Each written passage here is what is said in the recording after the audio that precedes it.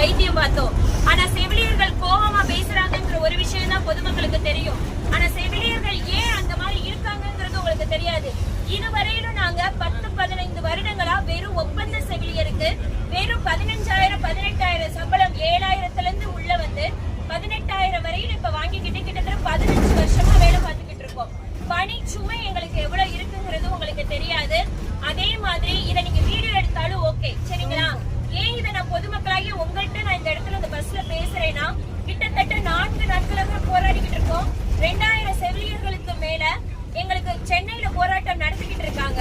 இதுவரையிலும் எங்களோட சுகாதாரத்துறை அமைச்சர் நீங்க திமுக அரசு வந்து உள்ள வரும்போது 356 அடிப்படையில எங்களுக்கு வந்து இந்த ஒப்பந்த செவிலியர்களா இருக்கிற எல்லா, அதாவது எனக்கு அரசு ஊழியர்களை மட்டும் நான் பேசுற, செவிலியர்களுக்கும் அரசு ஊழியர் ஒப்பந்த அடிப்படையில யாரெல்லாம் இருந்தாங்களோ அவங்களை எல்லாம் நாங்க நிரந்தரப்படுத்துறோம் சொல்லிதான் அரசு வந்தது. ஆனா இன்னைக்கு கேக்குறாங்க எங்க கிட்ட 356 ஒப்பந்தம் நாங்க கொடுத்தா அதை நாங்க நிறைவேற்றிட்டா கொடுக்கணுமா, அப்படி என்ன நாங்க சொன்னா நாங்க செய்யணுமான்னு கேக்குறாங்க சுகாதாரத்துறை அமைச்சர் மா சுப்பிரமணியம் ஐயா. இதையெல்லாம் நீங்க பொதுமக்களுக்கு நான் கொண்டு போய் சேர்க்கணும்னா நான் அந்த பஸ்ல நான் உங்கள்கிட்ட பேசிக்கிட்டு இருக்கேன். நீங்க பொதுமக்கள் எங்களுக்கு சப்போர்ட் பண்ணலைன்னா கண்டிப்பா அந்த போராட்டம் வெளியில தெரியாது. ரவும் பகலுமா உங்களோட பிள்ளைங்க தான் நாங்க, உங்க மக, உங்க தங்கச்சி, உங்க பொண்ணு எல்லாருமே செவிலியரா இருப்பாங்க. கண்டிப்பா எல்லாருமே நடு ரோட்ல நேத்து நைட்டு 12 மணிக்கு கூடுவாஞ்சேரியில இருந்து நடந்தே பிள்ளைங்க கிளம்பாக்கம் வந்தாங்க.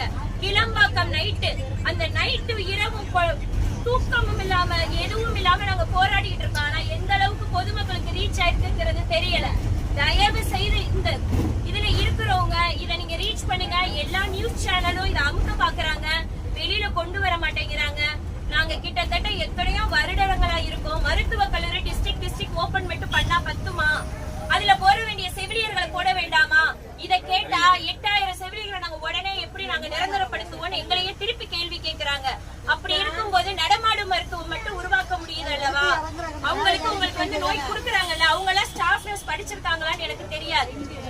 ஆனா அவங்களுக்கு கிடைக்கிற சம்பளம் கூட கிட்டத்தட்ட 15 ரூபாய் கூட நாங்க வாங்கல. 18,000 ரூபாய் தான் இன்னைக்கு வாங்கிட்டு இருக்கோம், சரிங்களா? கிட்டத்தட்ட 10 வருஷங்களுக்கு மேல, அதுவும் எக்ஸாம் எழுதி நாங்கெல்லாம் உள்ள வந்தோம் சார்.